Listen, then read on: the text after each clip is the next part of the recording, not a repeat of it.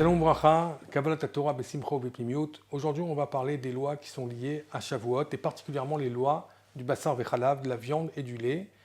On sait qu'on a des coutumes, on va en parler d'ailleurs, de manger des repas lactés. On va voir les précautions qu'il faut avoir avec le lait, la viande, et tous les barrières qu'il faut mettre pour pas qu'on ait un problème du mélange de lait et de la viande. En espérant qu'on a un beau Shavuot, ce qu'on appelle un Shavuot Bahir, un Shavuot clair. On dit que d'après ce qui est rapporté dans le Talmud, dans Maseret Bavatra, page 147, Kouf Memzaïn, c'est rapporté que quand on a un beau Shavuot, alors Siman Yafelo, c'est un bon Siman pour qu'on aura Siman Yafelo Lechol Hashana, c'est un bon Siman pour toute l'année. Alors, B'ezrat Hashem, c'est sûr qu'on aura un Shavuot clair et un Siman, de même que la Torah, on dit qu'elle a été donnée dans la clarté, dans la Beirut, même si c'est toute une question, c'est rapporté qu'il y avait un Ankavet, mais en tout cas après, c'est rapporté que c'était clair. Donc c'est un bon Siman et c'est sûr qu'on aura un beau Shavuot. Mais il faut faire les choses comme il faut faire Alpi Torah et faire très attention. D'ailleurs, je donne une précision, il y en a même qu'à cause de ça, des mélanges qu'il peut y avoir entre le lait et la viande, il rapporte une unité Gabriel au nom du Torah Haïm, comme quoi que le Torah Haïm disait de ne pas manger des machalé Shavuot, de ne pas manger des machalé Gvina, des repas lactés, le jour de Yom Tov de Shavuot, à cause des problèmes de Bassar Vechalav. Alors on ne tient pas ça, c'est pas du tout, ça n'a pas été reçu du tout dans le clan d'Israël, et aujourd'hui, manger, comment c'est rapporté, la Zaken Minag Israël Toraï, Minag Israël Sin Torah, et la coutume aujourd'hui c'est de manger des repas lactés. Maintenant, plusieurs raisons étaient données pourquoi on mange des repas lactés, vous en connaissez plusieurs. Lui-même, l'Admor Zaken écrit que plusieurs raisons ont été données. Une des raisons, c'est le rameau, Rabbeinu Moshe Serlitz, dans Tav Tzadik Dalet, dans le 494, paragraphe 3, qui rapporte que la raison a fait référence au korban, le sacrifice qu'on donnait, ce qu'on appelle le jour des Bikurim à Shavuot. Il y avait un sacrifice qu'on donnait qui s'appelle Shtelechem Apnim, d'accord? On donnait les deux pains. Maintenant, pour faire référence à ces deux pains, donc on mange deux repas, un repas de viande, un repas de lait. D'autres raisons ont été ramenées, il y a d'ailleurs dans le rameau, après il y a aussi dans le bar, le Be'eretev, des raisons qui sont rapportées, comme quoi que le jour de Shavuot, étant donné que David Ameler, il est parti, on était dans un guéder de Onen. C'est-à-dire que vous savez, quand une personne proche elle quitte ce monde, les premiers instants, le premier jour, une personne, elle est considérée comme Onen. Là on parle d'un roi, c'était le roi, donc l'âme Israël était Onen, et comme il a un digne de Onen, il n'a pas le droit de consommer de la viande. Donc pour se rappeler qu'on ne peut pas manger de la viande. D'autres raisons qui sont rapportées, d'autres raisons qui sont rapportées comme quoi que les enfants d'Israël, la Torah est donnée aux enfants d'Israël, à des êtres humains et pas à des malachim. Et que la Torah, elle est particulièrement pour nous. Pourquoi? On voit que les malachim, quand ils étaient chez Abraham, ils ont mangé du lait et de la viande. D'accord? Alors que les enfants d'Israël, nous, on n'a pas le droit de mélanger le lait et la viande. Une autre raison, c'est qu'on a été ordonné pour la shrita. On a été ordonné pour la shrita, c'est-à-dire que c'est au moment de Matan Torah qu'on a su qu'on n'a pas le droit de manger de la viande. Alors, d'ailleurs, je propose de lire une très très belle sikha du Rabbi. Il y a des sikhas du Rabbi dessus, dans Chelek Yutret, par tome 18, où le Rabbi il dit, pourtant on faisait la shrita avant Matan Torah. Donc cette raison, il explique là-bas toute la différence.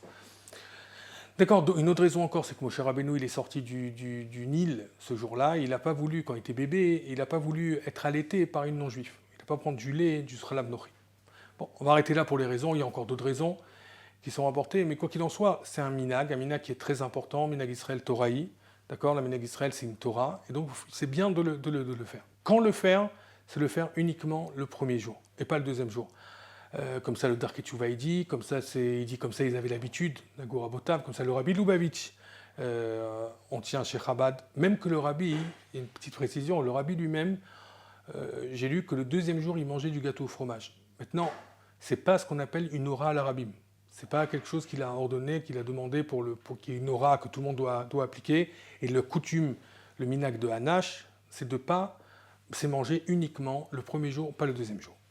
D'accord? Deuxième point, on ne fait pas moti. Il y en a qui ont la coutume de faire moti justement, avec cette raison du Rama qu'on a cité, que ça fait référence au korban, lechem apnim. Donc ils mangent du pain aussi dans la soudate, le soudat de lait, aussi de la souda de viande. Une parenthèse, si déjà une personne mange du pain pendant la souda de lait, bien que je l'ai dit, ce n'est pas notre coutume de le faire, on mange uniquement du mésonote, mais si déjà une personne veut manger du pain, ou elle a la coutume de manger du pain, elle ne suit pas les coutumes Chabad, ça c'est pour tout le monde, il faut faire le pain d'une manière différente. Quand on fait du birchal, et à l'année, c'est pas toujours on fait attention, si on fait du pain chalavi, il faut faire attention que le pain soit différent de ce qu'on a l'habitude de manger dans la viande. C'est-à-dire, si on cuit du pain pendant la viande des chalotes dans l'année, on fait attention que le pain de lait, il y a un siman, il y a un signe distinctif qui nous différencie de la viande. Bon, c'est une petite parenthèse qui n'est pas trop liée. Maintenant, on a dit ça, il faut faire quand même très attention. Donc on a dit qu'on a l'habitude de manger du mésonote. Alors, mésonote, il y a chaque année la question qui revient, mais combien de mésonote dans un gâteau au fromage, comment on fait? Alors il faut savoir que l'idéal, c'est sûr qu'il y a quand même une petite partie, même s'il y a une couche de mésonote, et la plupart du gâteau c'est du fromage, on fera quand même mésonote, même s'il y a une couche. Mais c'est bien de manger quand même qu'il y a tor un kazaït kedachil la trace, c'est-à-dire qu'au moins un sixième, qu'il y a au moins dans le gâteau, ça c'est les khatrila, a priori, qu'il y a un sixième, un chichit, on dit un chichit de mésonote au moins dans le gâteau, parce que c'est important qu'on puisse faire bracha harona dessus, et c'est pour ça que les khatrila, on mangera qu'il y a la quantité suffisante. Pas trop non plus, parce qu'après on peut rentrer s'il y a trop de mésonotes, on rentre dans un problème de gviat seuda, donc on doit faire motzi.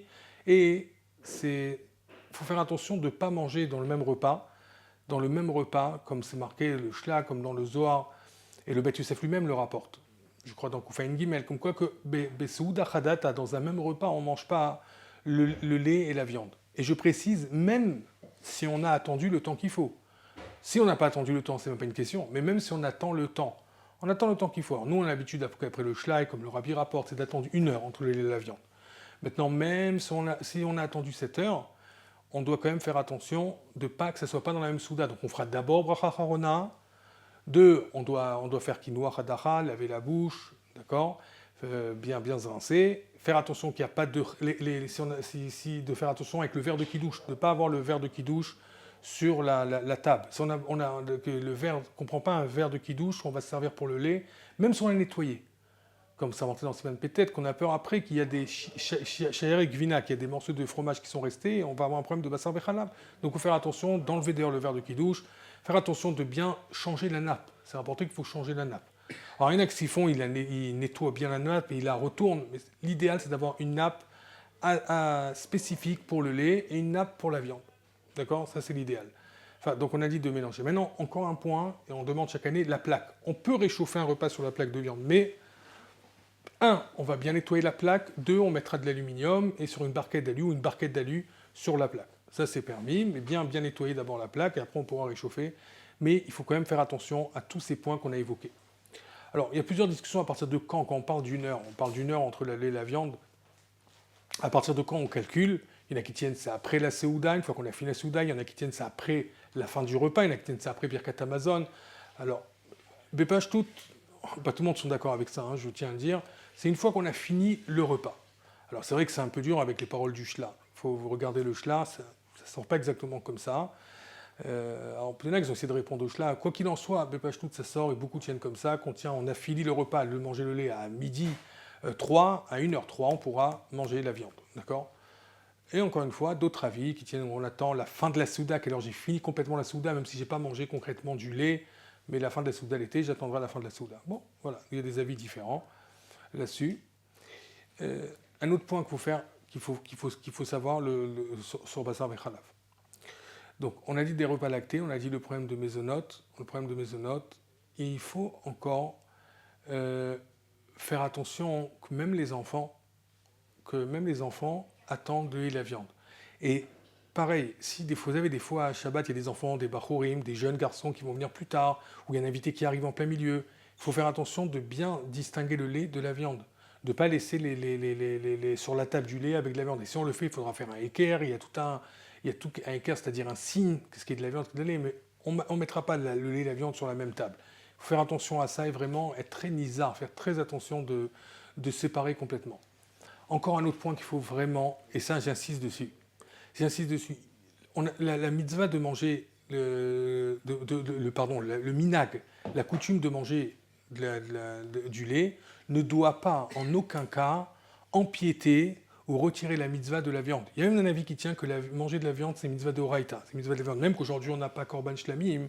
Regardez le Biur Halacha, l'Admorazakan, un Kofra peut-être, il tient que même qu'on n'a pas aujourd'hui Shlamim. Alors, le Biur Halacha, il écrit, c'est pas une mitzvah, c'est pas une chova, pas une obligation de manger de la viande, mais c'est une mitzvah.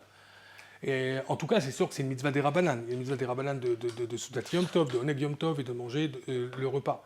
Donc, il ne faut pas que, quoi qu'il en soit, que quand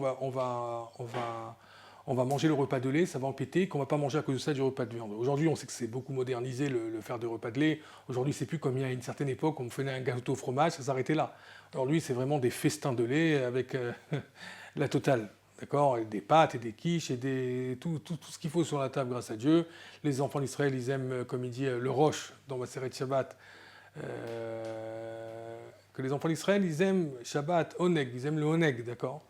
C'est un Oneg pour eux, donc c'est un Oneg particulièrement de faire des bons repas lactés, mais il faut faire attention que ce n'est pas le Icar. Le Icar, c'est là, il ne faut pas oublier que c'est la souda de viande. D'accord, donc on peut faire du lacté, on peut faire ce qu'on sait bien de faire, mais dans une mesure, on va bien sûr après continuer à manger de la viande, parce que c'est très important. D'accord. Et d'ailleurs, le Rabbi le rapporte plusieurs fois, dans Parashat Doshim, que le Hikar Simchat Yom Tov, le Inyan d'Esrod Tov de Neg Yom Tov, c'est de faire le repas de Yom Tov, faire attention que le Hikar c'est la viande. Plusieurs fois, le Rabbi rapporte ça dans plusieurs sichot.